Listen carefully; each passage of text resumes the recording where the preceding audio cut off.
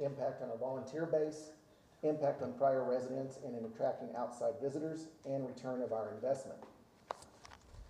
So kind of the next page, just to go straight into one of the most important ones that we all talked about, was the investment. So we utilized $75,000 of the downtown tax to fund the Bluegrass and Chili Festival.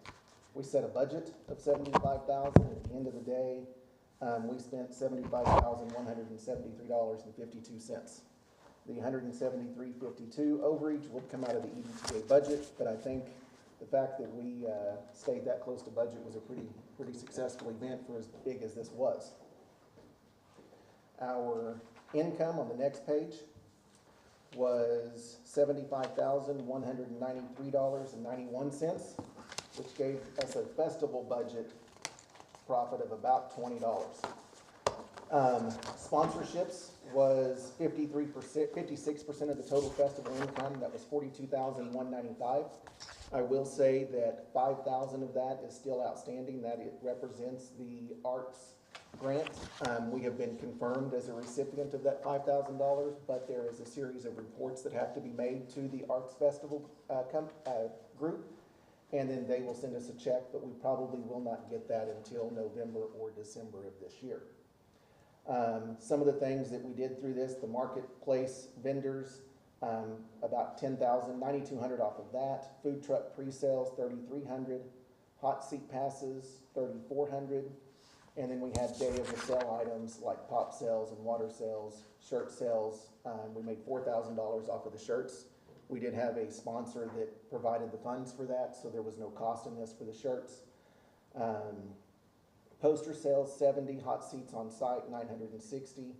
The tasting kits for chili, made a little over 2,000 on those. Food trucks that showed up the day of and paid 3,500. And then we had some open inventory, pop and water, that we sold to the soccer club to use in their concession stand that started soccer the next week. Had donations that day on site of 500. At the end of the day, there was $22 that we could not account for where that income came from. We don't know if that was, hey, keep the change, tips, if that was somebody miscounting, but $22 there. And then we had $56 that we refunded from a glitch in the Square system that double charged somebody. Now, if you guys will remember, the EDTA made some choices before the festival, outside of that festival budget, to provide some things for the festival. We did insurance. We did, for the property itself, we did insurance for event cancellation, paying for the sales tax and the credit card fees. We did some digital advertising. So all of that together, including $4,500 that we'll talk about later for police and street overtime, takes the total cost for the event to the EDTA of $13,732. At the end of the day, that's a pretty low cost, in my opinion, for this overall festival. What do you guys all think? Yeah, that was an investment. Terry and I were mentioning to each other just before we started. We were both very pleasantly surprised at the large crowd, both in the downtown corridor and at the main stage as well. Weather couldn't have been nicer, and didn't conduct a scientific survey of out-of-state plates, but just even judging from whoever that guy was walking around with a microphone talking to folks between acts, people were from out of state that were here, and or from different parts certainly of the state of Oklahoma, not just contiguous counties. So there was one couple from the state of Washington that came just for this. Yeah, that's cool. Well, so we got a lot of good exposure. Be interesting to see what kind of a eventual kick it had to sales tax. But I would say, or I would join with you, yes, $13,732.70 was an appropriate economic investment. Yeah, I think it was worth every penny. I thought it was so fun, and how we got to get to know, through the volunteering, we got to get to know the bluegrass people. Like, the bands were actually helping set up the stages and everything. We got to mingle with them, and it was really cool to be part of a tight-knit community. And I really hope that we can continue that going forward, because it was such a great event. It was so awesome to see that many people on the green space. So I was super excited about that. You're bucking for the queen of bluegrass title, aren't you? You know, I got some of their phone numbers, so I plan on having a private show. So, the success, judging from those conditions that we set, the impact on Pryor, before, during, and after the event, Bridget spent a lot of time talking with the merchants downtown and the store owners. I think every one of them had positive things to say. Many of them reported long lines at Salmonella's, at Boomerang. The Village shop said they had the busiest day outside of Christmas they ever have. They were open, I think, until 9:30 on Saturday night, maybe later. Ricky at Etch and Burn was open, I think, for the entire festival, it seemed like. So I think we can consider that a success. The impact on our public services. We talked with the police department, the fire department, the street department, and outside of some overtime, just to provide some oversight, they had no issues. Houston, I think it was a pretty smooth event the whole day, or the whole 2 days. Absolutely. Our volunteer base was probably the group that was most impacted. They were working at Rocklahoma, and then they had Born and Raised the next weekend. They had Dam Jam the same day. There were several events going on, so that was one. But even with that, our volunteers were very happy. They enjoyed it. They seemed to have a good time. And we had some new people that volunteered that hadn't traditionally volunteered. The impact on residents and attracting outside visitors, we kind of already talked about that. I think our residents liked it. I think they liked that it was downtown, that they could walk to the event.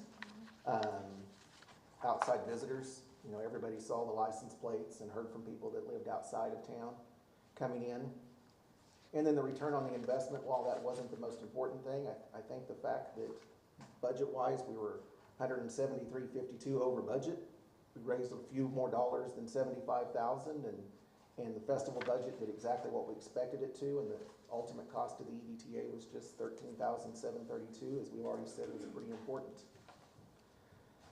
So the summary, I think the event was very good. I think it was a success. I think we should really commend the groups that worked on this. We couldn't have done it without Main Street, the Chamber, without MUB, without the support from the Rotary and the Lions Club and the 8th grade volunteers that came out and spent those evenings and that day helping Houston, you know, gather trash and dump trash. Houston was worn out by the end of the day, but he would have been even worse if it hadn't been for those 8th graders. The 8th graders helped with the kiddie area, with the bounce houses. So, and I've reported back to the school that we couldn't have done this without them. So that was great, and I think that was some real impact on Pryor for those students being out there. We have already started meeting internally just about some of the things that could change for next year. We've got some ideas for some different placement of dumpsters and things. A couple of the items that we hadn't really thought about until talking to the businesses was, you know, we kept that first block of Graham open and Adair Street opened. And that was one of the questions that we asked was, what do you guys feel about that? Was that a positive? And we had several that said, you know, we feel like that brought people to Main Street first when they got to town. And then they could see everything in front of them, and then they dispersed on Adair Street to find parking. And they said they believed that if we would have had that first block of Graham closed, it would have forced people to come in from the side streets in, and they would have missed a lot of the businesses and a lot of the activity on downtown. So some of that feedback was that first block of Graham being open was a big deal to some of them. Awesome. But outside of that, we've got some meetings scheduled with Dell and her festival group to talk about what this could look like next year.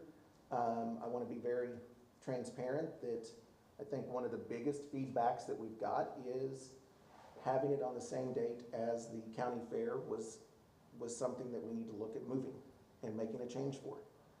We'll see how that comes back, but I think we've gotten some feedback from some others that were here for the festival about some additional dates So we'll bring that back to the EDTA when we kind of get that settled down and look and see what acts are available and what those changes look like. Next year would be the 45th year. I think Dale has been pretty open with her desire for it to be in Pryor, and that if it wasn't going to be, I think it was in the paper that she said that if it wasn't in Pryor, it was going to be retired. Oh, wow. And I think as a community, we liked the event being here, and we've talked to Dale and said, you know, we think it would be a good home if we can come up to the right agreement, and that we need to make some changes that make it Pryor's and really focus and invest in downtown. I thought it was cool that MUB had all of the electrical connections as opposed to all the food trucks and vendors having to have their own little generators. That noise pollution detracts from an event, and so them having those trees all over the place, electrical trees that folks could just plug into, that really made a difference as well. I would say that's probably one of the biggest things that we can say Dale convinced the three of us on. She was, you know, we were like, generators, they're used to it, they happen. And Dale said, you know, just stick with me on this, and if we stick with you can't have a generator, we'll have power. And they had to pay a little bit extra for power. We'll have power. That made a huge difference. Yeah, well, it gave it an air of upscale, that everybody having noisy little generators going, you don't have. And it was almost a, you know, Tulsa State Fair, Oklahoma City State Fair feel with, you could hear voices, you could hear the music, you could, it was first class. Yeah, it was. I'm always proud to be from Pryor, but that event just really shows to everybody else why we should be proud to be from Pryor, that we can work together. It was so awesome. I had a great time. And I need to say, we could not have done this without the cooperation of John Hawkins and Totally. Dr. Fullerton. Yeah. Those gentlemen allowing us to use that property was invaluable, and a lot of the feedback that we got was, this has been amazing. In all of the festival's 44 years, I don't think they've ever really been on a green space. It's always been on some sort of asphalt or blacktopped or concreted surface. Weren't those trees in high demand? Oh, yes. Yeah, no kidding. That was packed over there. Yeah. You could watch people through the day, little clusters of them moving Yep. Yeah. Where's the shade? as the shade changed, so. Yeah. But okay, we'll get more information. I'm sure this is something that we'll be meeting on routinely, and it'll be nice to have more than 4 months to plan. And with that in mind, I'm glad you mentioned, we do need to get a big thanks to John Hawkins and Mike Fullerton for working with us, entering into the agreement. I think it showed what exactly can happen with this green space. Yes. And I think that's so important for not only this event, but future events. Thank God to all the volunteers, Chamber, Main Street, but all the other volunteers. But there's one other person I think needs to be recognized. This came to us at such short notice. And to put all this together and to put all this work into it, I know we talked about the EDTA and all of that. If it hadn't been for this guy sitting right here, if it had not been for Adam Anderson, this would not have happened. And so I cannot tell you how much we thank you and our appreciation for your leadership and what you do for this community. Truly. I appreciate that, but it was a team effort. Mr. Chairman, let me make an observation. I may have missed it in the report, but we're talking about making a $13,732.70 investment in Pryor's future. But I would venture, and I don't know that we would have, that the city actually received that much additional sales tax input from the additional business that was done because of the event that was staged. But there certainly was additional sales tax that will come, not to the EDTA, but come to the city coffers because this event took place in our fine community. And so our actual investment, when you get right down to it, is not gonna be 13,730, it'll be much less than that. Correct, and I should add that, through the efforts of the city clerk, calling and getting some guidance on, and talking with Bridget on some guidance about how to really control reporting of sales tax from these festivals. Courtney put together, and her clerks put together a packet that she and the clerks went around to every vendor and gave them with a number to include with their sales tax reporting for the event. That way, she will be able to pull reports and say, this is how much sales tax was reported for the event. She's also working on some comparisons, once the numbers roll in a month, that will compare this month to the previous year's month and hopefully back into some numbers for what the sales tax generation is. You just ticked off, I think, four businesses, Boomerang, Salmonella's, The Village. Burning Edge, and the Village Shop. You know, those four apparently doing very, very well, to the point that they stayed much, much later than what they ordinarily would. That had to generate sales tax that we would not have generated otherwise. 100%. I've got a question of Houston for Rocklahoma and Born and Raised. Does anyone keep track, similar to what happens in terms of sales tax collection? That would be the clerk. So whenever those sales tax come in, we just compare. It'll be just the monthly stuff? Yeah, just year over year. Yep, okay. Okay, any other discussion on the Bluegrass Festival in this regard?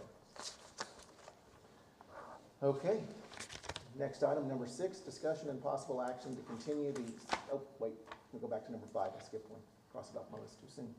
Discussion and possible action to cover the cost of overtime in the street department and police department related to the Bluegrass and Chili Festival in the amount of $4,533.75. We do have a breakdown between street department and police department for what those total hours were. It was a total of 102.75 hours. Total dollar amounts $4,533.76. Those hours were provided by the city clerk's office and reconciled back to the time cards. I think that when a festival or event of any large size is held in Pryor, it's important to take account of how much impact that has on our police department, fire department, street department, or whoever it is. And I think that part of the cost of those events should be considered with that festival's or that event's budget.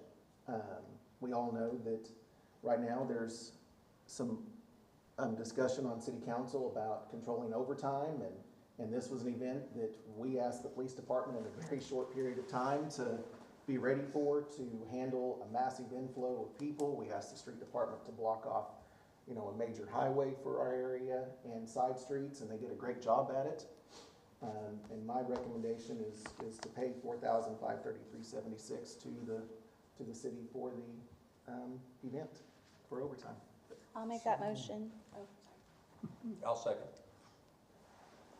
Okay, Jay, if you would take the vote. Williams, Yes. Moore, Yes. Miller, Yes. Anderson, Yes. Sordahl, Yes. Dirk, Yes. Berger. Yes. Okay, number 6, discussion and possible action to continue the extension of the memorandum of understanding between the EDTA and Pryor Main Street through December 2024 to allow time to finalize the renewal of the MOU. I know this is the second time I've asked you guys for this extension, but we were a little busy. And we just couldn't get to it. But I'd like Bridget to kind of come up, if she would, and tell you the things that she is working on. Main Street with Bridget is working very hard to do a lot of those things that we have discussed over the last few years and implement them. And we want to accurately reflect these in the new MOU. And so Bridget, if you would please take it away. Absolutely. So I'm going to give you just a brief overview of my report. If you want to ask any deeper questions, feel free to shoot away, okay? So the first thing is that next week I will be meeting with Brent from the Timeframe app to finally begin the implementation of that Timeframe app for our downtown district. So feel free to ask any questions about that. If you haven't already heard of that, I'm sure you have, but if you haven't, let me know. Also, in working myself on behalf of Main Street working with the EDTA, with the Chamber, and with the City of Pryor. We are working towards initiatives to activate vacant properties in downtown, and to also appropriately market those towards businesses to bring in more retail, eateries, activities for families to increase that better lifestyle and living for our residents. So that's one thing that we are working on. We are also working on the optimization of downtown business hours. A lot of that is going to be really working on the data-driven statistics, things like Placer AI, if we can get that thing going and get that approved. And then also working on business support and through the Incubator Hub program. So those are some things we're working on. There's also the Streetscape project update. We will be meeting with ODOT on the 30th for the plan in hand. They will actually be on site to go over that 30% plan, and hopefully with that being approved, we will have a town hall meeting later in October to unveil the naming of the district and kind of re-engage the community and hopefully bring back that momentum and that excitement for the revitalization of the downtown district. So that's kind of some things we've been working on. Any questions about anything you want me to go into further about those items? I think you guys and ladies should all know that Bridget, what day did you start? May 28th. So she started right at the same time that we were entering into the MOU with Bluegrass. We finally had the intent to proceed from ODOT, and a lot of big projects started the day Bridget started, and it's been a constant run. So this extending the MOU has not been because somebody was just sitting around and not doing it. It was, we could either spend some time writing the document, or Bridget and I and Houston and Zach could spend time making appropriate decisions for Bluegrass or the streetscape and moving things forward. So Yeah, we've actually just been doing the work, hitting the ground running. And thank you for all that you've done. It's very much noticed, and we're super grateful for you. Thank you so much. Any other questions? You guys are making it too easy for me. I'll make a motion that we continue the extension for the MOU between us and Main Street through December 2024. okay, A second. the first and a second. Jay, if you would take the vote. Moore, Yes. Miller, Yes. Anderson, Yes. Sorrell, Yes. Dirk, Yes. Berger, Yes. Williams. Yes. Okay, next item is discussion and possible action on an offer received on the 6 acres. So we talked about this a few months ago. We had offers ranging from 6,000 to 30,000. You guys authorized me to go back and make a counter offer and to work to a number to bring back. I did that. I made a counter to all of that had made offers of 70,000. All of those were rejected except for one party who countered at 40,000, countered back at 60. They rejected it. As we moved along, I reached back out to them and said, hey, is your 40,000 still a valid offer? They came in, met with me, they went out and looked at the property, and then that was in July, and since then it's been, hey, are you guys still interested? Well, let me get with my client. He had gotten to the point of, well, I think she'll be ready to do something. And then I received a phone call from a lady that had come up to City Hall asking about the property, and they have made an offer of 45,000. I did go back to the other party and ask them if they were still interested, and his comment was, you know, call me when you really do get an offer, but we're set at 40. So hung up, called back and said, hey, I got another offer. You guys still set at 40? And they said yes, and she wouldn't be ready to close for a month or so at least. So we have an offer of 45,000. The property appraised, it's either 70 or 75. I think that those were high offers to begin with, that's a high number for the amount of work that would need to be done on the property, and we're at 45,000, and they would anticipate closing within 45 to 60 days. But if you guys are in agreements with that, I can get a contract and we can move this on to city council approval and see if we can get this deal closed. I'd say move forward. I'll move accepting the offer at 45,000, or at least making the recommendation to city council that it be accepted. Okay, we have a motion, we have a second? I'll second. Okay. And this gets back to, it would be nice, once again, I'm gonna say it again, if these properties got transferred to us as a trust, so we could deal with this, get these things closed without having to keep going and asking permission from the city council. So that is, again, another request I'm making.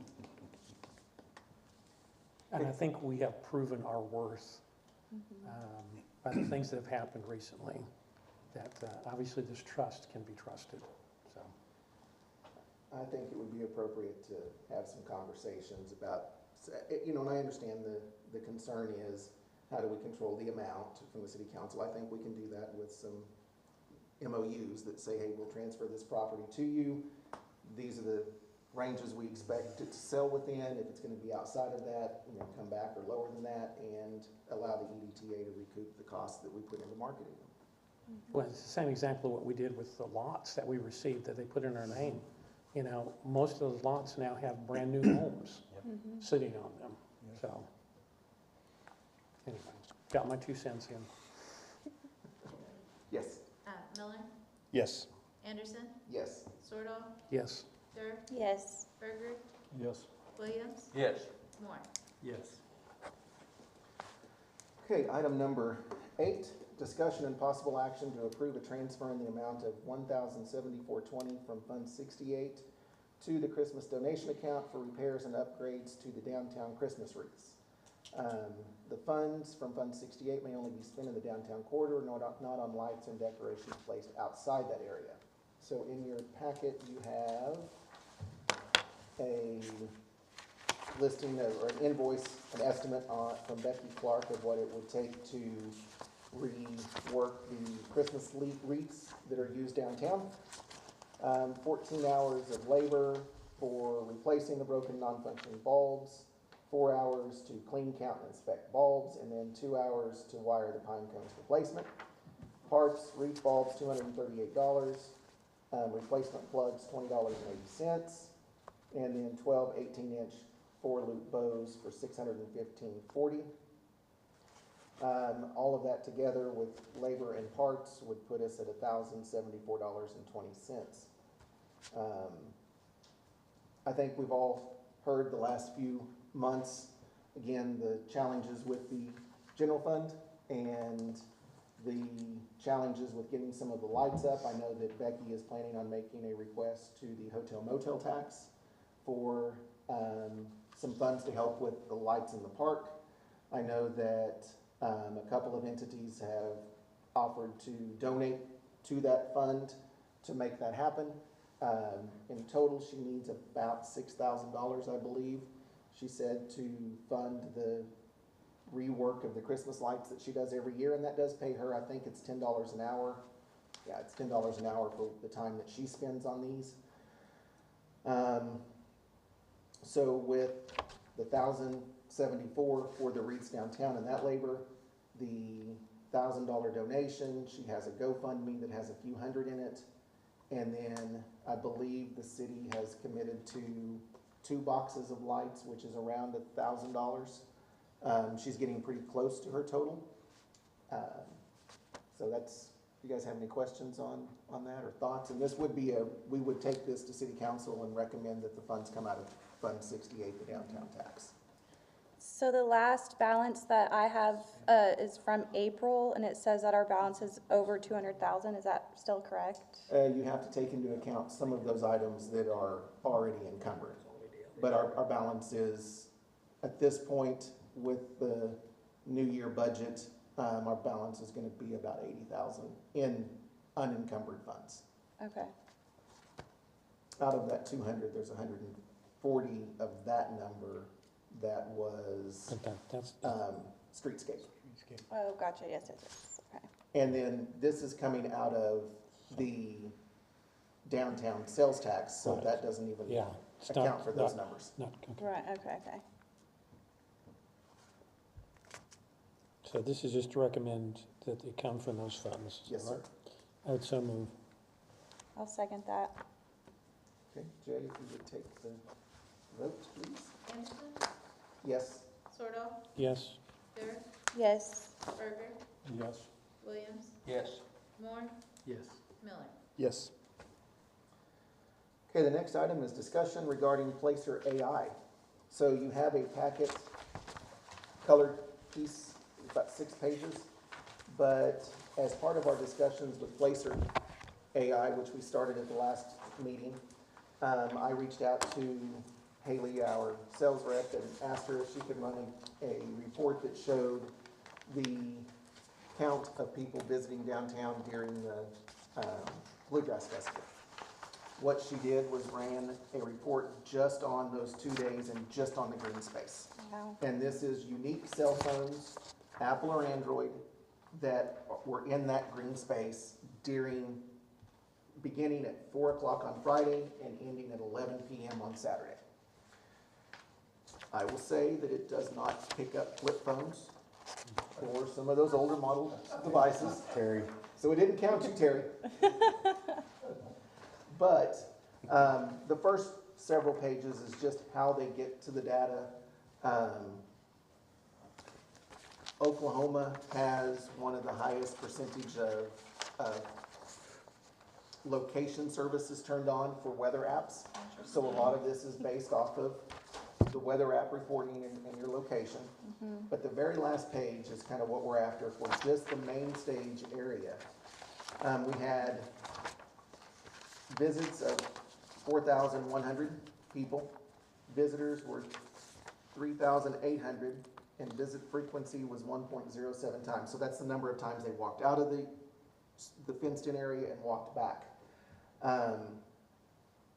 So in doing these metrics, they kind of extrapolate for people that don't have cell phones. So that's how they arrive at, during that time period, there were 4,500 visitors in that downtown, or in the green space. But I wanted to get this in front of you all to look at it. I know we'll have more questions in the future on using Placer AI, but I wanted to show you the real data that we could get. And if we had the ability to run these reports ourselves, we would be able to take and draw a fence around the downtown corridor as well and get a count for everybody within it. We could just take Main Street and get a count for within it. So we had the meeting, we had this on Saturday. I called her Monday. The data is available by that Thursday. So within a week of an event, we could have real world data to show people here's what was there. So next year when we start looking for sponsorships for Bluegrass, we'll have real data to go back and say, Awesome. you had 4,500 people that were sitting in front of that stage looking at your banner, knowing that you were sponsoring these type of activities. I got a question. Can that be stretched out to Rocklahoma and born and raised? No, Yeah. not without it costing significantly more for the license. So the license that we have looked at would just be within the city of Pryor. Okay. Or if the EDTA, so we could stretch it to some areas, if the EDTA sponsored an event that was in the county, but it was clearly an EDTA City of Pryor event, we could stretch it to there, but we would have to have a defined reason for checking that. Okay, if we piggyback on the GRDA, is that still a possibility? It's still a possibility, but right now, and this is part of what we're checking on, because the city of Pryor had already started the discussion with Placer AI, it could not happen until a later date. Okay. So we would have a period of time where we would do it ourselves, and then we would move over to potentially an agreement with GRDA. But we are still investigating that. That's why we're just discussing it. Yeah, and I think that's legal issues we need to look at, because some of the things that have been said, I'm not ready to buy into. But the information is good, and I think we just need to continue to look at that, look at the potential expense, because we have to weigh it against how much it's gonna cost if we do it here, if we can do it over here. Because if the cost is too much, well, anyway. I think that's just good information, Bridget? and there may be different avenues that we can get the same information. Marcus' question about Oklahoma and like born and raised though, it could tell us how many shoppers downtown that brings during the event sometimes. Good So what it point. would allow us to do Yeah. too is we could create, like, go out and create a fence at 69 that as Right. everybody passed through, it was counting them. And we need to figure out how wide the things need to be to count them. I know they said it was within 15 feet, so Bridget could theoretically go draw a box around Salmonella's, and it's accurate within 15 feet. So somebody walking by on the sidewalk might get counted in those totals. Or even like yesterday, I was talking with a vendor that wanted to know how many people were gonna be coming to our downtown homecoming next week. To see if they wanted to set up a food truck or not. So that's something that I would be able to tell them, that we have this many people that come to the homecoming parade. Yeah, because they said it goes back, what was it, like 8 years or something like that? So we could even, So- yeah. So are we gonna be willing to give some of this data to our nonprofits, thinking of like Dam Jam does happen in the city, so they could use that information for their sponsors, or like soccer tournaments, things like So that? that's what Fred's referring to with, we need to see what the contract says, because we have been told, well, you can provide it to whoever you want to, as long as it's a @pryorcreek.org email address that's accessing it. But then we've heard, no, there's limitations, and if you give it to this group, then you could be in trouble for violating their use agreement. So that's some of the complexities that we have to get a legal opinion on. I mean, Houston's seen this stuff too, Oh, yeah. that we have to get a legal opinion on, so that if we give it to Dam Jam and then it shows up in marketing, Right, that we don't get a call from Placer AI saying, whoa, you gave this to somebody else. interesting, Write us a check. yeah.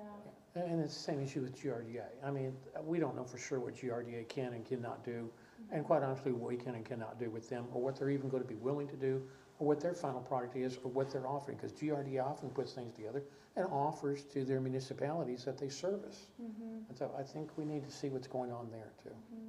And Bridget, correct me if I'm wrong, but some of those agreements, the GRDA agreements are fairly new, and they're just rolling those out with some communities, right? Yes, they just recently did one in Colleyville and a couple other communities that they serve.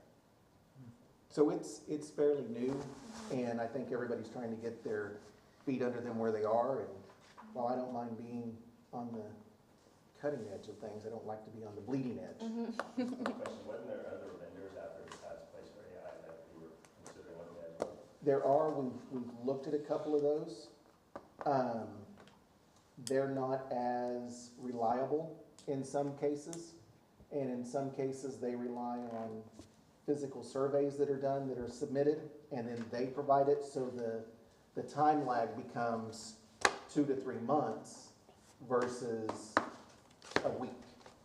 So, but those are all things that I don't think we should rush a decision on this, and we should have it well thought out and make sure that it works for Main Street and the Chamber and Dam Jam before we lock into a large expense and then find out that we can only use the data ourselves. Right, I mean, there's stuff like Esri and you can locate 4K that's actually free, but you're not gonna get the depth and the scope. It's not gonna be as good data to really be able to use for what we really want to use it for. And just like the last presentation that we had, I think we all left that with the belief that we could get a sales bleed report pretty frequently. Well, you can only run that 4 times a year. So we would want to be strategic on when we ran those kind of reports. We can get this kind of data all day, every day, 100 times a day. But when we want to see, okay, where's the retail bleed going to, we only get that 4 times a year. interesting. And it's because they partner with somebody else, I'm assuming, to pull that data in, so they're not wanting to constantly be hitting that bucket of expense for themselves with that data. You know, I know some of the differences are like a 3-year contract is 27. Yeah. Oh, there you go. Is a 3-year contract's 27, a 1-year contract's 14. And then I've heard that if you partner with somebody else to get the data for you, that's a $20,000 license. But where does some of our partners fall into that? What have they negotiated Right. for their entities? And, you know, we have some good partners like GRDA that provide a lot of donations for the city and to support events. But if we do this, does that reduce that pool of money?